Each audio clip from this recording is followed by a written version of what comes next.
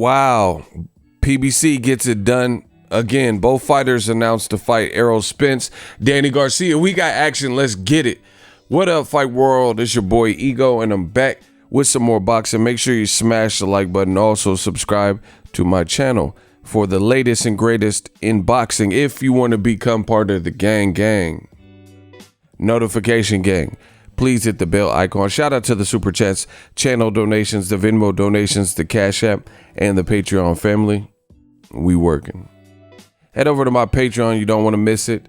We're having fun over there doing the group sessions, talking about this boxing, keeping the game lit for the remainder of 2020 and beyond. Patreon link in the description, or hit the YouTube join button directly underneath this video by the subscribe button to become a YouTube channel member. It's a great way to help support the channel and join the conversation.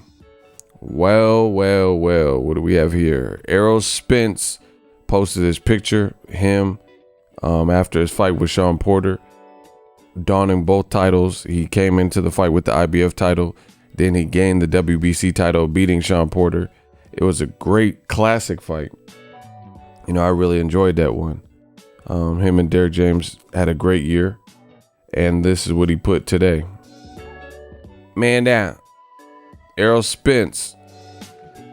Done deal. The king of the division is back November 21st on Fox pay-per-view versus Danny Swift Garcia. And he put the handshake. He said hashtag man down, hashtag strap season, hashtag leg out, which is what I said at the beginning. In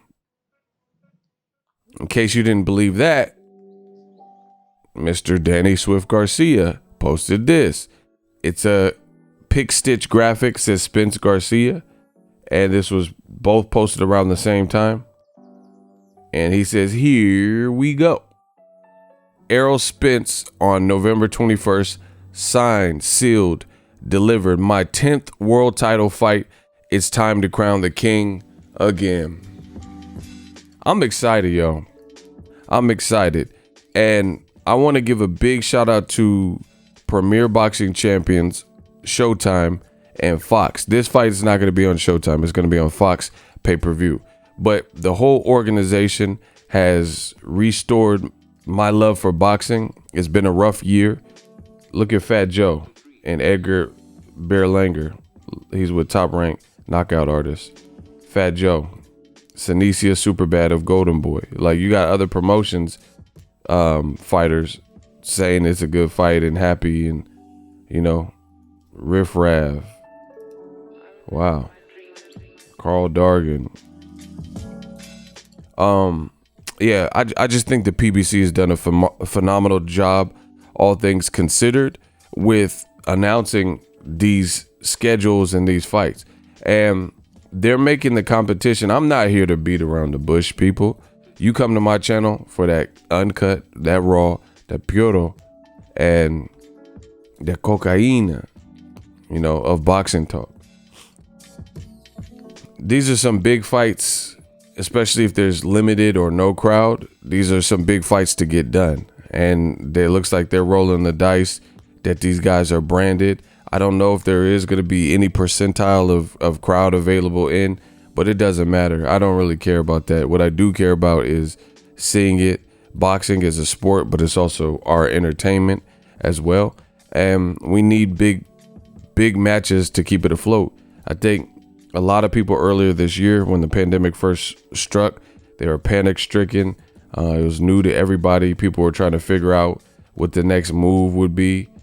And all of a sudden, you've seen boxing kind of drop off. And then the UFC came back, and the UFC started putting out some pretty good matches, you know, again, all things considered. And then they started getting to some real big matches. Even with 6 days notice, they put together a much anticipated Usman championship fight with Jorge Masvidal. So a lot of people start saying, like, man, the UFC is destroying boxing, because we hadn't heard from really anyone except for Top Rank. They were the ones that came back first in this pandemic. And, you know, we didn't really know what PBC was doing. But I told you guys, don't fret. I think they were working on something, and absolutely they were. They were not talking. And I'm very consistent on my channel on YouTube. I've been doing it for years. I earned my stripes. I got stripes like Yankee uniforms, like Tiger King Tigers, you know, I got stripes. And one thing I love about this, like with the Danny Garcia, is we heard rumblings and rumors, but you didn't really see a bunch of, I got stripes like Danny shirt. You know, you didn't see a bunch of misinformation and stuff from the parties involved. Like when I look at boxing, I see a lot of clout chasing now. I understand we live in a social media era and people want to jump on the horn, but the fighters in this situation, they didn't jump. You didn't hear Errol Spence or Danny Garcia or see them get on and start putting out stuff. Like you look at the contrary. Ryan Garcia just announced his fight, right? Let me just show you guys. This is all facts. See, I don't be capping. I don't have to cap to make a point, unlike old media. Ryan Garcia announced that he's fighting Luke Campbell, and he did it 2 days ago, right? But then if you go to his boss, look, PBC is announcing it too. Boom. They're announcing it too. So this is proving my point. So you just seen 2 days ago, Ryan Garcia announced his fight. PBC posted this. Look. 2 days ago, Ryan announced his own fight, the fighter, you know, who hasn't fought for a championship yet. And then De La Hoya comes out right after that and says this. Ryan Garcia, Luke Campbell is not done. And Eddie Hearn confirmed that it wasn't done in recent interviews at his fight camp. So I don't like that for boxing fans because it's too confusing for the fans. Listen, I'm not worried about me. This is my job. I get paid to do this. I do this full time. You know, I've been a full-time YouTuber for several years now, right? And this is just too chaotic and confusing. This love-hate relationship or whatever they got going on with Oscar De La Hoya and Ryan Garcia. It's not fun to witness. I don't care about none of that. Be professional. Get your ish together, whatever you guys got going on, and make for good fights and a good product. So when it comes to Errol Spence announcing his fight and Danny Garcia, everybody is in kind of unison. And this is what consistently I've told you on my channel. So Errol Spence is announcing the fight, right? Danny Garcia is announcing the fight, right? And then I just showed you PBC is responding to it. So everybody, to me, this signifies that everybody is in cahoots. And this is actually a thing that we should be paying attention to, as opposed to this day, Wilder voice, to this day, I don't even know if Ryan Garcia, Luke Campbell is to happen.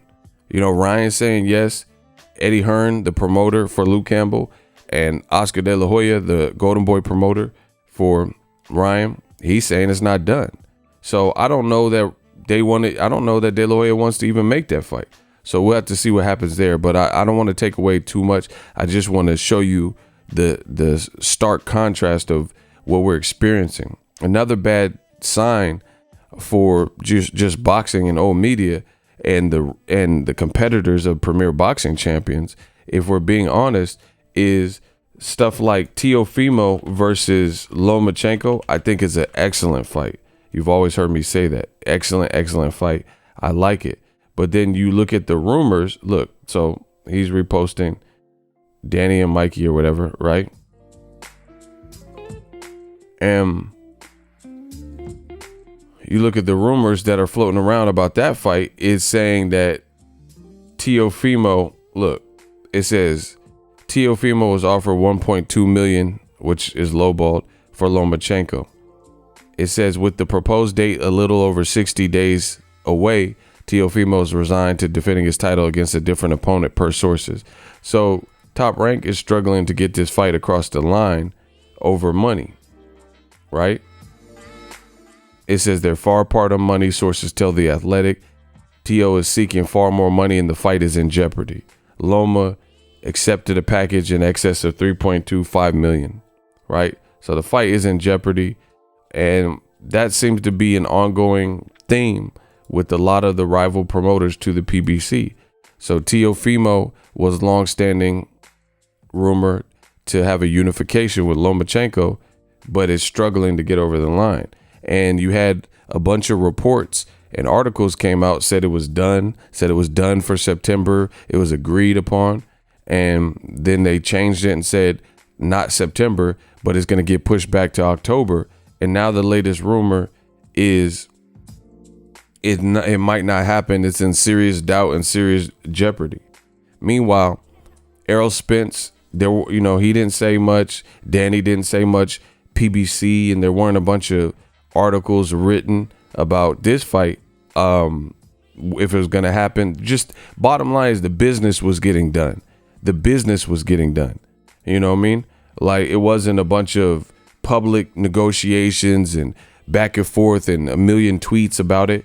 I did a video about it 4 days ago. And look, you type on Google, look what came up 4 days ago. Look, breaking: Errol Spence, Danny Garcia. So it looks like Ego Stradamus was accurate. But with a lot of these other situations, right? A lot of these other situations, breaking: Errol Spence versus Danny Garcia, definitely done. A lot of these other situations, that's not the case. So I don't doubt that the fight is done. Both fighters have to remain injury free and safe during this uncertain, crazy time. But we know they're both professional. Errol Spence is already in shape. Danny Garcia is already in shape. Like, they don't look far off. Like, Errol Spence looks the leanest he's been in a while.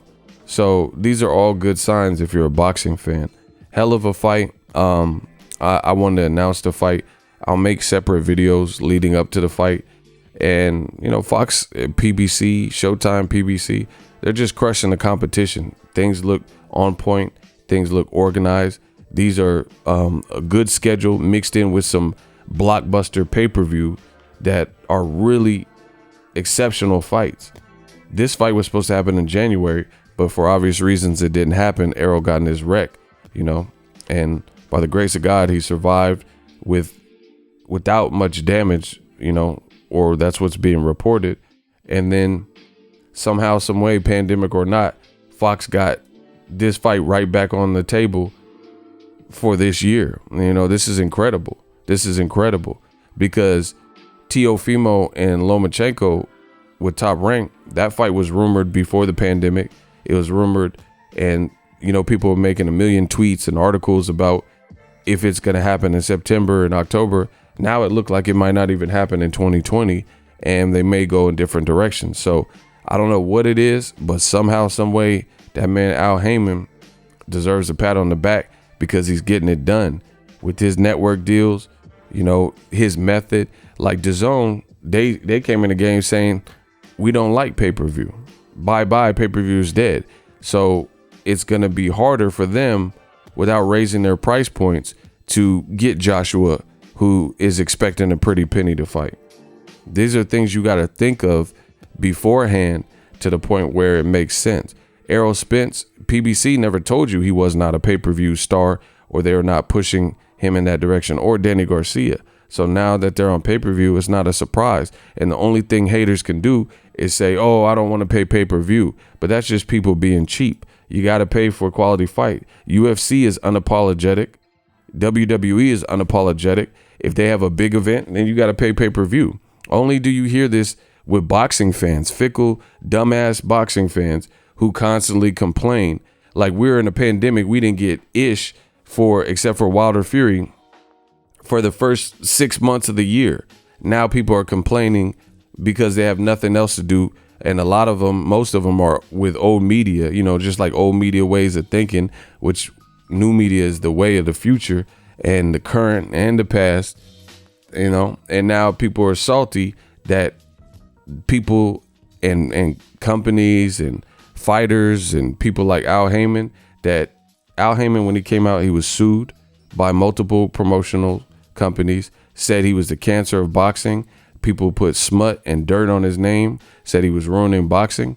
But fast forward to the future, how is he ruining boxing? I'm looking forward to this fight as a boxing fan. F the journalism stuff. As a boxing fan, I want to see this. I respect and like Errol Spence, and I respect and like Danny Garcia. Boom. These are two top rated guys. And there's other companies who have quality talent in the talent pool in certain divisions, and they're not doing what the PBC is doing right now, making basically over the last couple of years a tournament. Everybody is basically doing a round robin. We've had Errol Spence fight Sean Porter. We've had Errol Spence fight Mikey Garcia, who called him out. We've had him fight Kell Brook, Lamont Peterson. You know, we've had Sergey Lipinets fight Lamont Peterson. We've had Danny fight Keith. Danny fight Errol coming up. Now that's confirmed. We had Danny fight Eric Morales. We had him fight against, well, let me take Morales out there. I'm talking more welterweights. He's fought Keith, Porter, and now he's about to fight Errol, right? Sean Porter, he's went through the ringer. He fought Broner at welterweight. He fought Keith at welterweight, fought Danny, and he fought Errol. And he fought guys like Berto, right? So it's really like a kumite, like blood sport. And they're cycling through these guys, and it doesn't matter. Like Sean Porter's coming off a loss, but I'm still going to check his next fight, you know, because, you know, he put up a hell of an effort. Why would I not watch him? He didn't look washed. You know, he fought a top quality unified champion and held his own. You know what I mean? So it's just different. It hit different. So I could talk about this for much longer, but I'm gonna wrap the video up. Let me know what you guys think. Use that ESPN Plus link if you're interested in signing up for ESPN Plus. Drop your thoughts in the comment section. What do you think about Errol Spence, Danny Garcia? Who wins? I'll drop more videos regarding this fight in the upcoming weeks leading up to the fight.